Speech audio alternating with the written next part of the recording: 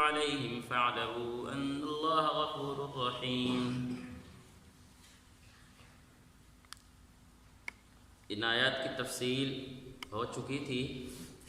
شرعی سزاؤں کی تفصیل چل رہی تھی کہ شریعت میں 3 سزائیں ہیں۔ ایک کو حدود اللہ کہتے ہیں جن میں اللہ رب العزت کا حق غالب ہے،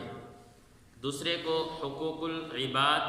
قصاص جسے کہا جاتا ہے، اس میں بندوں کا حق غالب ہے، اس لیے اس کو حقوق العباد بھی کہہ دیتے ہیں، قصاص بھی کہہ دیتے ہیں۔ تیسری سزا ہے تعزیرات، کہ جس کی شریعت نے کوئی سزا تو مقرر نہیں کی، لیکن اس سزا کی نوعیت کو دیکھ کر، جرم کی نوعیت کو دیکھ کر حاکم وقت جو قاضی ہے وہ اس کی کوئی سزا متعین کر دیتا ہے، اسے کہتے ہیں تعزیرات۔ حدود اللہ کے بارے میں آپ نے سنا تھا کہ حدود اللہ 5 قسم کی سزاؤں کو کہا جاتا ہے۔ ایک ان میں سے زنا، دوسرا زنا کی تہمت، چوری، ڈاکہ،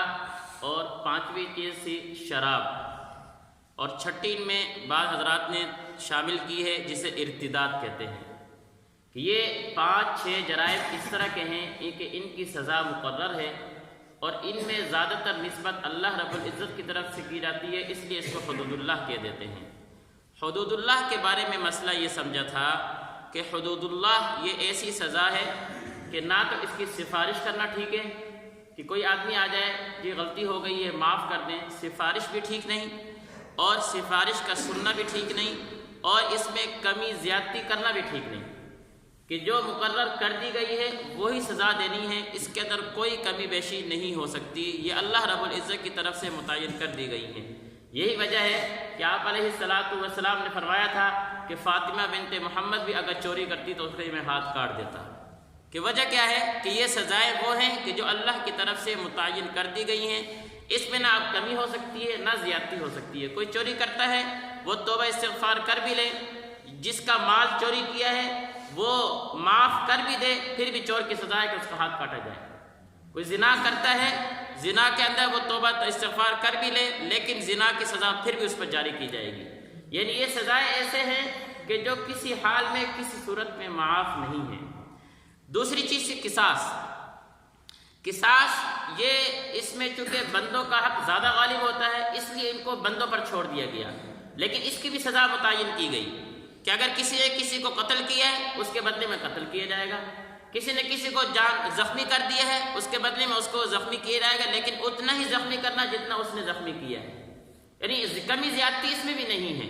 لیکن حدود اللہ اور قصاص اس میں اتنا فرق ہے کہ اگر کسی آدمی کو قتل کر دیا گیا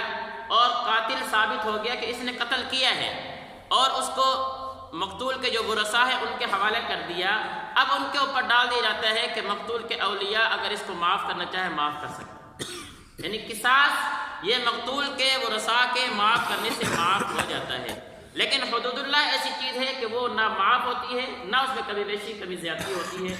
سزا ہر صورت میں ملتی ہے۔ لیکن مفسرین نے فرمایا ان دونوں صورتوں میں، حدود اللہ میں بھی قصاص میں بھی، اگر کسی پر زنا کی تہمت لگی یا کسی پر زنا کہ وہ لگی کہ اس نے زنا کیا ہے، اب اس کے 4 شرائط کہ 4 گواہ ہونا ضروری ہیں۔ 3 گواہوں نے گواہی دے دی کہ اس نے زنا کیا، چوتھا گواہ نہیں ہے، تو اب جو حد کے زنا کے حد کے جاری یا ثابت ہونے کی جو شرط تھی 4 گواہ وہ نہیں پورے ہو رہے، اب یہاں پر حد تو جاری نہیں ہوگی۔ یا اسی طرح کہ مقتول کے اولیاء نے اس قاتل کو معاف کر دیا، دونوں صورتوں میں حدود اللہ میں اور قصاص دونوں صورتوں میں اگر کسی وجہ سے حد یا سزا معاف ہو جاتی ہے، ختم ہو جاتی ہے، پھر بھی علماء نے یہ فرمایا، مفسرین یہ کہتے ہیں کہ قاضی وقت حاکم وقت اس مجرم کو پھر بھی تھوڑی بہت سزا لازمی دے گا کہ زنا اس نے کیا، لیکن جو شریعت کے شرائط تھی 4 گواہ کا ہونا وہ نہیں پورے ہو رہے، اب اس کی وجہ سے اس کو معاف نہیں کر دیا جائے گا۔ زنا تو کیا ہے اس نے، لیکن شریعت کے شرائط کی وجہ سے اس پر زنا ثابت نہیں ہو رہا، اب قاضی اس کو تھوڑی بہت سزا دے گا تاکہ یہ اس گناہ سے چھڑ جائے، اس گناہ سے رک جائے۔ اسی طرح مقتول کے اولیاء اگر معاف کر دیتے ہیں قاتل کو کہ اس نے قتل تو کیا ہے، قتل ثابت لیکن معاف کر دو، چلو کوئی مسئلہ نہیں ہے، قاضی وقت پھر بھی اس کو تھوڑی بہت سزا دے گا تاکہ یہ آئندہ اس طرح کے جرم نہ کرے۔ دونوں صورتوں کے اندر تیسری چیز تعزیر۔ تعزیر کے میں نے بتا دیا، تعزیر کہتے ہیں کہ ایسی سزا ایسا جرم جس کی سزا شریعت نے مقرر نہ کی ہو، متعین نہ کی ہو، تو وہ قاضی وقت کی یا سزا کی نوعیت کو دیکھ کر وہ اس پر سزا ڈال دیتا ہے۔ جس طرح مثال کے طور پر لواطت ہے، کوئی آدمی کسی لڑکے کے ساتھ زیادتی کرتا ہے، بدفعلی کرتا ہے، اب اس کی سزا متعین نہیں ہے، لیکن اس کے اوپر پھر مختلف سزائیں بیان کی گئی ہیں کہ اونچائی پہ لے جا کر نیچے گرا دیے جائیں۔ اب یہ قاضی وقت کے اوپر ہے کہ اس طرح کا جرم کہ جس کی سزا متعین نہیں ہے، وہ اس سزا اور اس جرم کی نوعیت کو دیکھتے ہوئے قاضی جتنی مرضی سخت سزا دینا چاہے وہ دے سکتا ہے۔ اس کو کہتے ہیں تعزیر۔ ان آیات میں جو اللہ رب العزت نے جرم بتایا تھا وہ تھا محاربہ۔ محاربہ میں نے آپ کو بتایا ڈاکہ زنی، کہ ایسا گروہ جو مل کر کسی جگہ پہ جا کر سرعام لوگوں کے مال کو، لوگوں کی عزتوں کو لوٹ لیتا ہے، قتل کر دیتا ہے، مال لوٹ جاتا ہے، ڈاکہ زنی کہتے ہیں، راہ زنی کہتے ہیں۔ تو ان کی سزا یہاں بیان کی گئی ہے۔ 4 سزائیں بیان کی تھی، 4 صورتیں ہوئی تھی، لیکن یہاں پر ایک سوال ہے کہ یہاں پر جو 4 صورتیں ہیں، ان 4 صورتوں میں ایک صورت یہ کہ یہ جماعت جاتی ہے، ڈاکو جاتا ہے، اگلے آدمی کو قتل کر کے چلا جاتا ہے، یا قتل بھی کرتا ہے، مال بھی لوٹ لیتا ہے، یا قتل تو نہیں کرتا، صرف مال لوٹ لیتا ہے، یا چوتھی صورت یہ ہے کہ دھمکا ڈرا کر چلا جاتا ہے۔ ان 4 کی سزا یہاں بیان کی۔ آج کل مسائل یہ ہے کہ آج کل کے دور میں قتل بھی کرتے ہیں، مال بھی لوٹتے ہیں، اور عورتوں کے ساتھ زیادتی بھی کرتے ہیں۔ تو اس کا کیا حکم ہے؟ مفسرین نے فرمایا کہ قرآن مجید کی یہ جو آیت ہے وَيَسْعَوْنَ فِي الْأَرْضِ فَسَادًا، کہ جو زمین میں فساد پھیلانے کی کوشش کرتے ہیں، اس میں یہ صورت بھی آ جاتی ہے کہ قتل اور مال لوٹنے کے ساتھ ساتھ عورتوں کے ساتھ زیادتی کرنا، یہ بھی اس صورت میں آ جاتی کہ یہ فساد پھیلا رہے ہیں زمین میں، لیکن اس کی سزا قرآن مجید نے متعین نہیں کی، یہ تعزیر میں آ جائے گا کہ حاکم وقت وہ نوعیت کو دیکھ کر وہ اس کو سزا دے گا۔ اللہ ہمیں سمجھنے کی توفیق نصیب فرمائے۔ إِلَّا الَّذِينَ تَابُوا مِن قَبْلِ أَن تَقْدِرُوا عَلَيْهِمْ فَاعْلَمُوا أَنَّ اللَّهَ غَفُورٌ رَحِيمٌ۔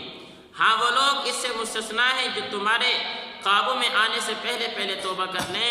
ایسی صورت میں یہ جان رکھو کہ ان اللہ غفور الرحیم، بے شک اللہ رب العزت معاف کرنے والا ہے۔ آخر میں ایک بات کہ اگر کسی آدمی پر زانی تھا، اس نے زنا کیا، اس کو حد لگ گئی، قاتل تھا، اس کو قصاصاً قتل کر دیا گیا، ان ساری صورتوں کے بعد یہ تو دنیاوی سزا تھی، کیا آیا اس کو اخروی کل قیامت کو بھی سزا ملے گی؟ علماء مفسرین یہ کہتے ہیں کہ یہ دنیا کے معاملات ہیں، دنیا کے اندر اللہ رب العزت جو سزائیں بیان کی ہیں یہ دنیاوی سزا ہیں، اس کی وجہ سے اخروی سزا معاف نہیں ہوتی الا یہ کہ یہ توبہ کر لے، کہ اگر یہ توبہ کر لیتا ہے پکی سچی تو اب تو کیا ہے اللہ رب العزت پر ہے کہ معاف کرنا چاہے تو معاف کر سکتے ہیں۔ اگر اس نے توبہ نہیں کیا اور قصاصاً اس کو قتل کر دیا گیا یا زنا کی حد جاری کر دی گئی ہے تو اب آیا اس پر معافی ہوگی نہیں ہوگی؟ جو آخرت کی سزا ہے وہ ختم ہوگی نہیں ہوگی؟ وہ ختم نہیں ہوگی، وہ پھر بھی اس کو ملے گی، اس لیے کہ اس نے توبہ نہیں کی تھی۔ اللہ ہمیں سمجھنے کی